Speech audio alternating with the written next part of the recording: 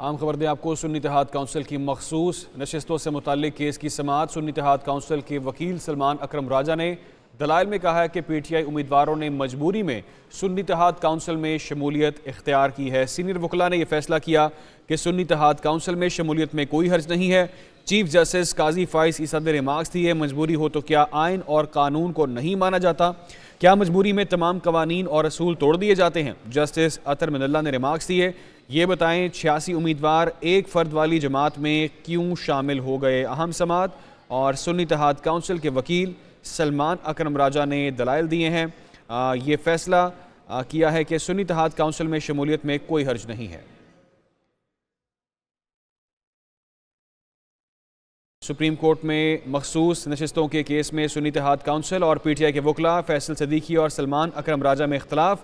Justice Munib Akhtar ने कहा है कि आप कह रहे हैं मखसूस नशिस्तें पीटीआई को मिलनी चाहिए। फैसल सदीकी से पूछ लेते हैं किसको मखसूस नशिस्तें मिलनी चाहिए, क्या मजीद हुआ? तफसीलात जानते हैं। हमें ज्वाइन किया है इमरान वसीम ने। इमरान बताइएगा। बिल्कुल, जब फैसल सदीकी के दलाइल का इख्तिताम हुआ तो सलमान अकरम राजा जो पीटीआई की खातून रहनुमा कमल शोजब को रिप्रेजेंट कर रहे हैं, उनकी जानिब से दलाइल का आगाज किया गया।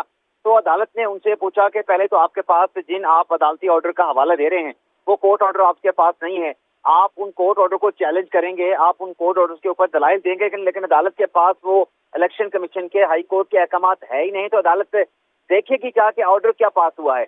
और फिर जस्टिस मुनीब अख्तर ने मुखातब करके सलमान अकरम राजा से कहा कि आप जो दलाइल दे रहे हैं आपके मुताबिक तो आप ये चाहते हैं कि जो मखसूस नशिस्तें ये पाकिस्तान तहरीक इंसाफ को मिलनी चाहिए थी, लेकिन सुन्नी इत्तेहाद काउंसिल के वकील फैसल सदीकी जो हैं वो ये दावा करते हैं कि ये मखसूस नशिस्तें सुन्नी इत्तेहाद काउंसिल को मिलनी चाहिए। तो इस पर फैसल सदीकी जो सुन्नी इत्तेहाद काउंसिल के वकील हैं वो रोस्टम टायर, उनकी जानिब से कहा गया कि ये जो सीटें हैं ये सुन्नी इत्तेहाद काउंसिल को मिलनी चाहिए। यानी उन्होंने सलमान अकरम राजा के जो दलील थी कि ये पीटीआई को मिलनी चाहिए उसकी मुखालफत कर दी।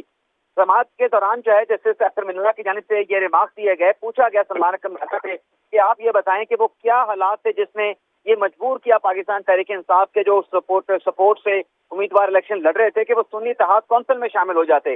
जिस पे सलमान अकरम राजा ने कहा कि एक तो ये था कि हमें मुख्तलिफ क्वार्टर की जानिब से बताया गया था कि पाकिस्तान तहरीक इंसाफ को बतौर सियासी जमात इलेक्शन कमीशन एडमिट नहीं करेगा, और हमें यह भी बताया गया था कि तहरीक इंसाफ के खिलाफ कोई रेफरेंस दायर किया जाएगा कि तहरीक इंसाफ को बतौर सियासी जमात तहलील किया जाए।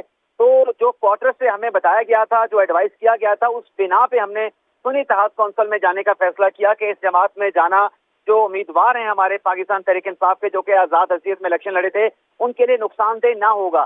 जिस पर चीफ जस्टिस काजी फाइज ने कहा कि यहाँ पर तो मजबूरियां बताई जा रही हैं, अदालत ने मजबूरियां नहीं देखनी, अदालत ने तो आइन और कानून के मुताबिक फैसला करना है। अगर किसी ने गलत एडवाइस किया है पाकिस्तान तहरीक इंसाफ को या आजाद उम्मीदवारान को तो उसके खिलाफ आप सू कर दें। अदालत ने तो आइन और कानून को देखना है, आइन और कानून की तशरीह करनी है।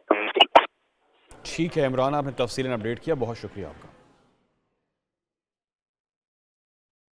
सुप्रीम कोर्ट में मखसूस नशिस्तों की केस के समाअत और सुन्नी इत्तेहाद काउंसिल और पीटीआई के वकला फैसल सदीकी और सलमान अकरम राजा में इख्तलाफात। जस्टिस मुनीब अख्तर ने कहा कि आप कह रहे हैं मखसूस नशिस्तें पीटीआई को मिलनी चाहिए।